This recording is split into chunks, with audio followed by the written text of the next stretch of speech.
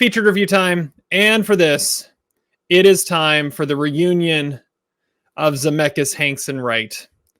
This is here. Todd and I were talking. We may need to have a new category at the Pinos this year of worst title of the year. I think here would be on the list. Like, it is a pretty bland title. But anyways, yeah, I'm going to talk about this one first. So yeah, here is, like I said, directed by Robert Zemeckis and written by Eric Roth, teaming up again with someone else from Forrest Gump. Tom Hanks and Robin Wright are in it. You also have Paul Bettany, Kelly Riley, and a host of other people, but those are really the main four that you want to care about. And the gimmick of this movie, because Zemeckis kind of has this thing where he has to have a gimmick whenever he makes a movie now, the camera never moves. Throughout like millennia, the camera never moves. Right? We start in the time of dinosaurs and we end in 2024 and the camera has never moved. So this it's disjointed. It's not told linearly, or it's all jumps all over the place, but really focuses. I think it was on five, maybe six time period. Five. You have Native American times, colonial times. Then you have the first family that lived in the house, the pilot, and then you have the next family that lived in the house during the 20s and 30s, the inventor, and then you have the next family that lived in the house, the former soldier, and this is where Tom Hanks and Robin Wright and Paul Bettany and Kelly Riley come in, and the next family that comes in the house, which is the modern times where you see an African-American family in there having to work through COVID. Those are really your main time periods that you work through. This movie, I will say the first like 10 minutes, the montage to start it, where you see dinosaurs and you see this and you see that and you see the house being built and all this stuff. That was really, really cool. Like, I thought that like hooked me. I'm like, okay, I am in for this. I am ready to go. Like, this is how we're starting out. It's great. The problem with the movie is the entire movie is 100 minutes of montage, because it never can settle on any scene for longer than maybe 30 seconds. We were talking with We Live in Time, like that one is told non-linearly, and so you can never like get used to anyone. Like, this is that on steroids, that like it is bouncing all over the place and you never get settled into anything. Like, there could have been some really cool scenes of not moving this camera that you could have had if you would have just let them play out. And then you have like little picture frames in different eras, which worked sometimes, didn't work other times. The writing is horrible. Like the screenplay, no one cared about the screenplay. They just wanted it to, but part of the reason why the screenplay doesn't work is because they have to tell a very simple story, because they have to make it through a scene in 30 seconds. Because then we're going to move on to something else. Like, let it sit, let it vibe for a little bit. No, we're not going to do that. Oh, I lost my job today. And then cut to 200 years before. Like, what are we doing? What are we doing? Tom Hanks, I don't care how much you de-age him, he's never going to look 16. And, but there is one time he did sound like he was Woody being chased in the house by a ghost. Paul Bettany is one of those actors where I think this was the first time I'd ever heard him have an American accent, and he falls in the Ewan McGregor category of he should never speak in an American accent. It doesn't work, and it makes his performance one of the worst of the year, because it just doesn't fit. It doesn't work. I didn't like it, and his dialogue is like the worst of them all, because they're trying to make him be like this ex-soldier, but also like 50s, like type of dad. It just doesn't fit. For the innovation of the idea, I'm giving it a little boost, up to 2 stars. But it was like, it had me engaged for 100 minutes, because it never, like, this is the movie for someone who suffers from ADHD, because my word, it just keeps going. It just keeps bouncing. Like I said, it's a 100-minute montage. Todd, you were sitting right next to me. Did we watch the same movie? I don't know. I mean, I liked it quite a bit more than you did. I don't know. Well, what I think is interesting, and what the movie's trying to say is that like you have one space that looks that could seem incredibly ordinary and boring, but you get to see all of the numerous things and lives that were changed and shaped on the ground that you stand on or built over. I think that's a really cool idea. And I know it's based on a graphic novel, but it's like very Eric Roth. Like there's the whole thing about the guy trying to invent the lazy boy chair. And it is so similar to like when Forrest is running and he meets the guy that eventually is the shit happens guy and the guy who that creates the yellow smiley face thing. I was like, this is totally an Eric Roth like thing, and it was like I don't know, a quarter of the movie was that guy. But like you were saying, the movie never takes a break. All the transitions and everything, it forces you to pay attention. Like I mean, it like the small parts of the screen that are changing and stuff like that. It was interesting, and it had you focusing on different things while the scene was still going on. And for better or worse, I think it helps the movie like really move along. Like I kind of think it's a short, like 105 minutes or whatever it was. And I yeah, like you said, the actors are too old to be de-aged. Like it doesn't work as well as The Irishman did, but it still works to an extent with some of the actors. And I think I told you earlier, Terry, that I thought it was funny that Kelly Riley had to be actually be aged to be the same age as the de-aged other ones. But the visuals I think are great. I think they could be like Oscar contenders, like especially the opening with the dinosaurs and the explosions and the ice age and all that stuff. I thought that was really cool. But if the movie really wanted to be something radical, it would have just shown like instead of like slowly having the screen change, it would have done like a true time lapse thing through like thousands of years. Like that would have been something astonishing to watch. Someone will probably do that at some point. But I think the movie still really worked, and I was charmed by it, and I thought it was interesting. I'm at like a really high 3 stars. Yeah, yeah. There was something I was going to say with something that you had mentioned, and now I can't remember. Oh, the de-aging thing. I think the de-aging would have worked a lot better if we didn't know already what Tom Hanks looked like when he was 20. Like we saw Big. We know what Tom Hanks acting like a child looks like. It doesn't look like Tom Hanks when he's 65 acting like a child. That doesn't. It wasn't that far off. His face looked fine, but it's all in the body. Like you. That was the problem with De Niro and The Irishman too. It's like the body language doesn't change when you're de-age. All right, Zach, tell us why it's 2.5 stars. It is 2.5 stars. Congratulations, Terry. I'm at 2.5 stars with it. So basically where I'm at with this movie is I thought the idea was great. It's just great. I don't know. That's from something. I can't remember. But I love the idea of an entire lifespan of a house. I don't know if there were cameras when dinosaurs were around, so I'm not sure about the continuity of that. But I like the cameo from Benjamin Franklin, one of my top 5 movie TV strippers, by the way. Nice shout out. The CGI bird was a little much. It was not quite, it was a little better than the CGI bird in the Julia Louis-Dreyfus movie Tuesday from earlier this year, but let's just get rid. The CGI bird bothered me more than the de-aging.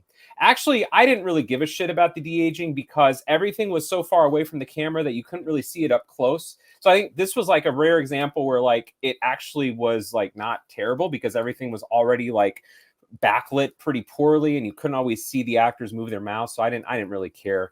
It was annoying because I would have liked to have seen, like, there's some times when the living room gets quite ornate in its design, especially with the guy that makes the lazy boy and then the flight guy, and like the earlier version of the house is almost like quarters. And I would have liked to have seen that a little bit more.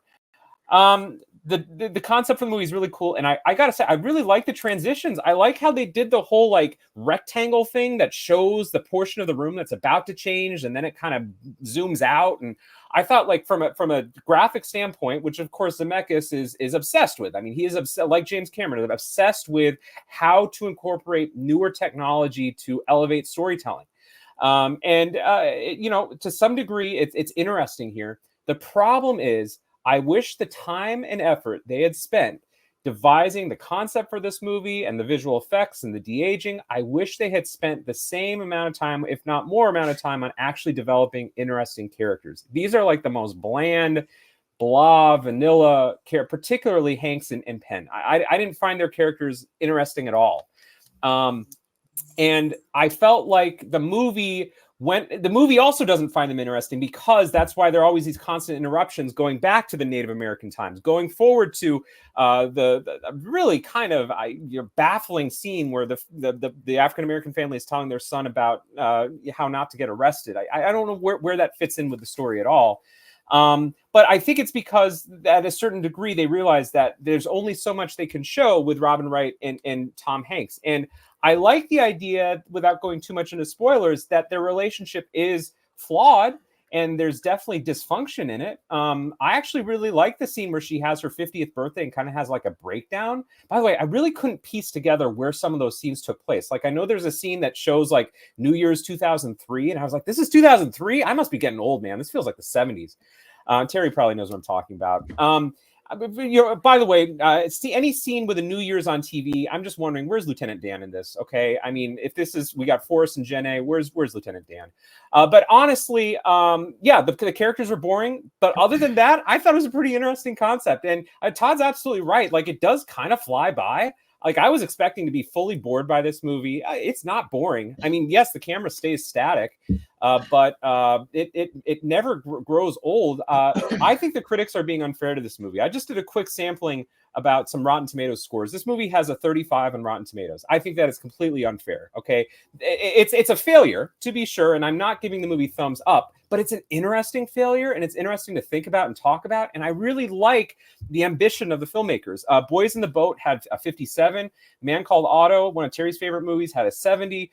The Tender Bar had 51. I mean, those movies are absolutely as trite and as predictable and frankly lame as the storytelling in this movie, but they don't do anything formally innovative in the way that Zemeckis treats this movie. So again, while it's not a success, I appreciate the attempt, and it's an interesting, thoughtful experiment that might have worked better as like a museum exhibition or a short film. Maybe Rodrigo Garcia this shit up, like maybe make it like 9 short films about each decade or something. Like the juxtaposition and the sort of intermingling of the stories, I think does take you away a little bit from understanding who these characters are, but they're not interesting people in the first place. So maybe it helps in a roundabout way. I don't know, but I'm at 2 stars, just like Terry correctly predicted. And it's sad because this was a movie that I had called out on my top 5 most anticipated of the year list, full well knowing that it could have been disastrous, full well knowing that Zemeckis' last few movies have been pretty shitty. But you know, Zemeckis is a talented filmmaker, and I applaud the attempt. It's just, again, more time on the characters and actually making more interesting characters, and the movie probably would have worked for me. You're right. It's never boring, but that doesn't mean what you're watching is good. Like that was my problem. I was never bored by it. And honestly, I wouldn't mind watching it again because it's not boring, right? But it's not good. Like you're saying, it's got I don't even mind the fact that they're necessarily uninteresting characters. I mean, slice of life movies sometimes have uninteresting characters, and that sometimes makes it interesting that you're seeing these average people live out a day. I was kind of like looking forward to that part of it. The problem is the fact that it doesn't actually, formulate coherent sentences that would be something someone would actually say, and can never finish a thought because it's too busy trying to figure out how it's going to transition to the next scene.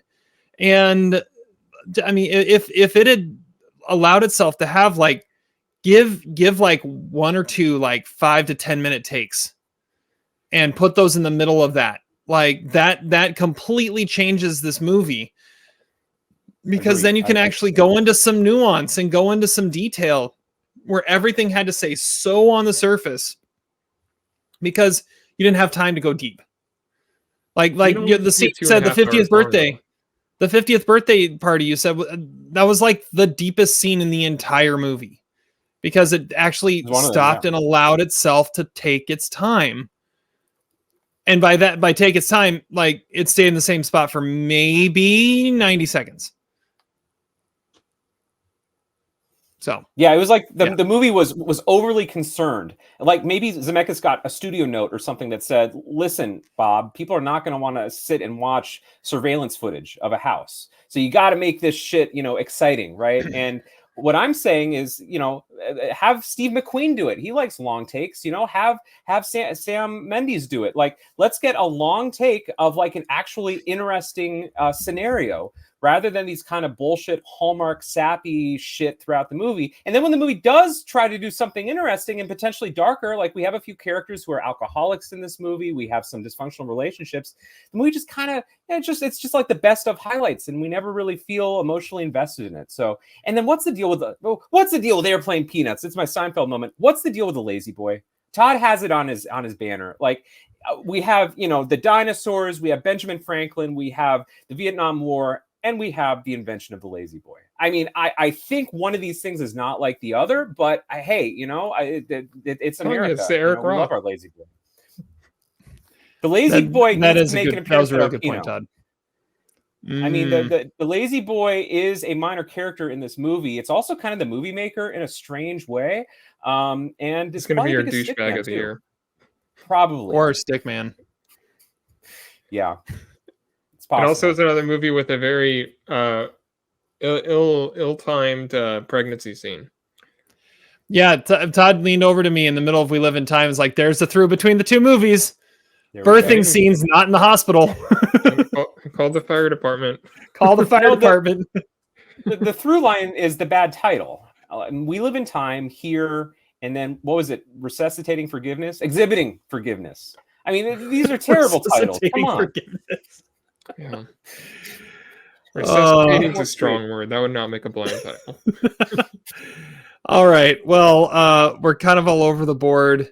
Todd gave this 3 stars. Zach gave it 2.5. I'm at 2 stars, which honestly is about the exact opposite of what we probably predicted going into the movie. But we'll take it. Here's in theaters now.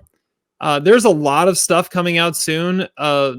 Award stuff and all that. So if you want to catch this one, I have a feeling you're probably gonna need to catch it quick. I didn't look at the box office. Todd, did you at all? Check out what the box office looks like this week. It finished in 5th place.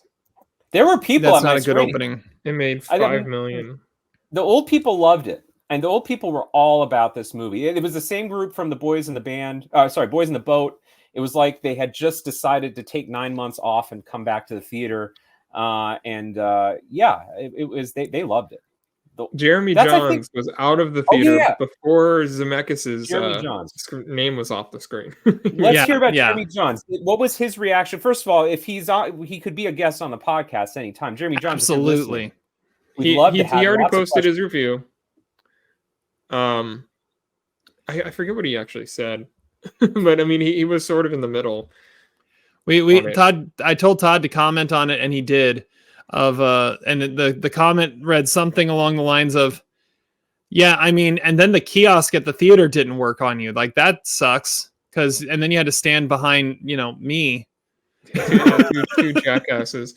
Well, I when I first saw him walk in, I was like, I feel like I know that guy, but I have no idea who it is. And then Terry pointed him out in the movie. I was like, oh, that's who that is. That's the YouTube critic. Yeah, because he was the only other guy under 50 in the theater. You know that Adam would have approached him. I mean, Adam would have gone up to him and said, "Be on the podcast." You got to rep this podcast. We didn't Todd didn't recognize him until the previews had started, though. So yeah, and he ran out of the theater right away. But I remember Adam talking about, like, it was somebody, like one of his friends was at a screening with him, and Adam was like super jealous of him. And I was like, well, I mean, we just did that completely on accident. I wouldn't have even noticed he was there if Terry wouldn't have noticed that we were, the youngest people there.